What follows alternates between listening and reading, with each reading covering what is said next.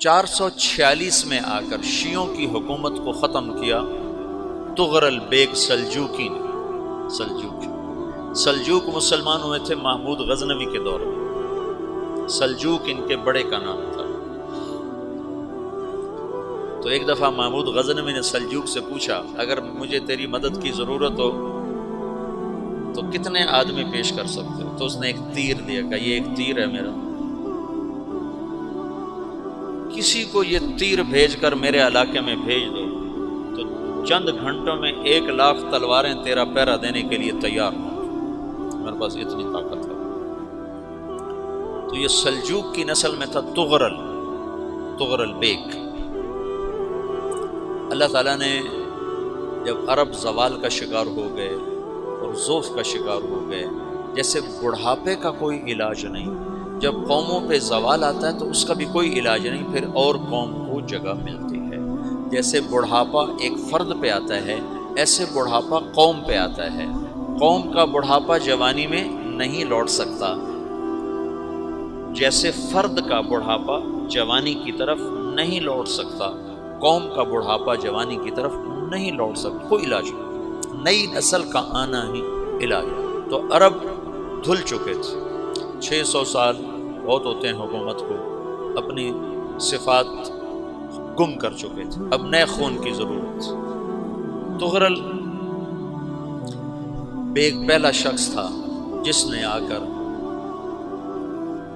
اہل السنت والجماعت کو استحکام بخشا، شیعوں کی حکومت کو ختم کیا، بغداد سے، شام سے، ان سارے علاقوں سے۔ صلاح الدین ایوبی نے اسماعیلی شیعہ کی حکومت کو ختم کیا، مصر۔ العاضد ان کا آخری خلیفہ تھا۔ صلاح الدین ایوبی نور الدین زنگی رحمۃ اللہ علیہ کا پروردہ تھا، اس کا دوست تھا، اس کے دوست بھی تھا، بچہ بھی تھا اس کے سامنے، زیادہ لکھنے پڑھنے کا شوق تھا۔ پھر اللہ تعالیٰ نے اس سے کام لیا اور اس کو مصر کا گورنر بنا کے بھیجا، مصر کی مدد کے لیے بھیجا۔ تو وہاں اس نے صلاح الدین ایوبی نے وہاں ختم کیا، طغرل بیگ نے یہاں ختم کیا۔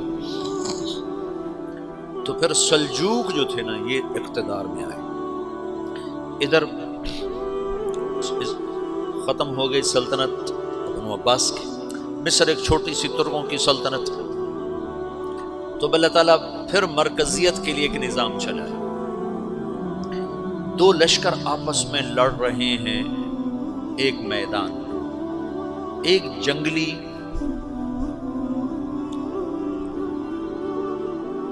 بدوؤں کا قافلہ، جنگل کے لوگ اپنے قبیلے کو لے کر، ایک جنگلی قبیلہ اپنے سردار کے ساتھ نقل مکانی کر رہا ہے ایک جگہ سے دوسری جگہ۔ اللہ کا نظام کہ یہ لوگ چلتے چلتے چلتے اس وادی میں پہنچ گئے جہاں جنگ ہو رہی ہے، دو لشکر آپس میں لڑ رہے ہیں۔ جب یہ وہاں پہنچتے ہیں تو ایک لشکر کے قدم اکھڑ رہے ہیں اور دوسرا غالب آ رہا ہے۔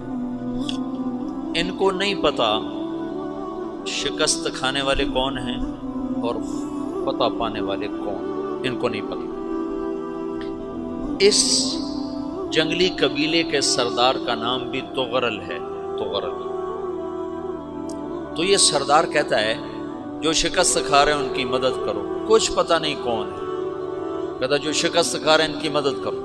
تو 400 وحشی جنگلیوں نے فاتح لشکر کے پیچھے حملہ کر دیا۔ تو یہ کافی ہوتا تھا، 400 دوڑ جب تلواریں پڑی تو چند لمحوں میں نقشہ بدل گیا، بھاگنے والے جم گئے اور جمنے والے بھاگ پڑے۔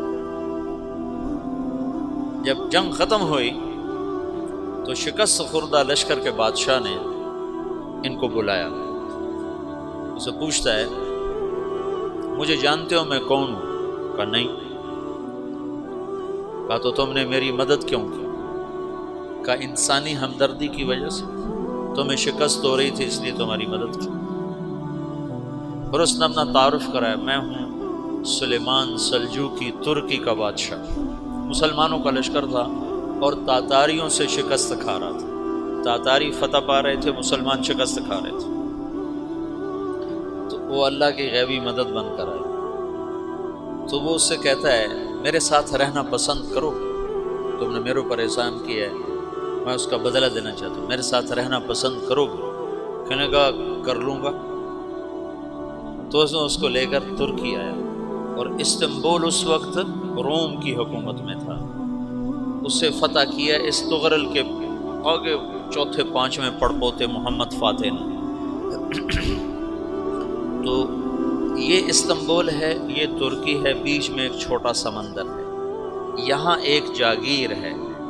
تو سلطان سلیمان کہتا ہے یہ جاگیر تجھے وقف ہے، ادھر سے رومی مجھے تنگ کرتے ہیں حملے کر کر کے، تو میرا دفاع کرتے رہنا، یہ جاگیر تیری۔ اس جاگیر پہ اس نے اپنے قافلے کو آباد کر دیا، اپنے قبیلے کو، اور ایک چھوٹی سی حکومت بنا لی، جو ایک صوبہ سمجھو سلمان سلجوقی کا، وہ ایک چھوٹا سا صوبہ ہے۔ وہاں جب یہ رہ پڑا تو پھر یہ ایک شیخ کے بیعت ہوتا ہے، وہاں شیخ طریقت ہے، ان کے یہاں یہ بیعت ہونے جاتا ہے، وہ اس کو رات اپنے پاس ٹھہراتا ہے، تو ایک کمرے میں ان کو ان کا خادم ٹھہراتا ہے۔ یہ جب کمرے میں جاتا ہے تو سامنے دیوار میں طاقچے پر قرآن پڑا ہوا ہے، تو یہ تغرل بیگ کہتا ہے یہ کیا ہے، یہ کیا ہے؟ تو وہ خادم کہتا ہے یہ کتاب اللہ ہے، قرآن ہے۔ اچھا، وہ اس کو وہاں چھوڑ کے باہر چلا جاتا ہے۔ وہ دیہاتی آدمی، جنگل کا رہنے والا، پہلی دفعہ زندگی میں قرآن دیکھا، وہ کہتا ہے یہ قرآن ہے، اللہ کی کتاب ہے، میں اللہ کی کتاب کے سامنے سو جاؤں، کتنی بے ادبی ہے۔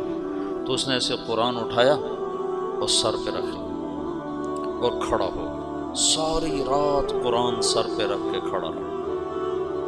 رات کے پچھلے پہر اس کو خواب آیا، کھڑے کھڑے اس نے دیکھا کہ اس کی پشت سے ایک چاند نکلا اور شیخ کی بیٹی کے سینے میں جا کے اتر گیا، پھر اس لڑکی کے سینے سے ایک درخت نکلا جو پھیلتے پھیلتے پھیلتے 3 بر اعظم پہ چھا، افریقہ پر، یورپ پر، ایشیا۔ پھر اس کی آنکھ کھل گئی، وہ کھڑا ہوا ہے، تو اس نے صبح یہ خواب اپنے شیخ کو سنایا، تو انہوں نے اپنی بیٹی اس کے نکاح میں دی تھی۔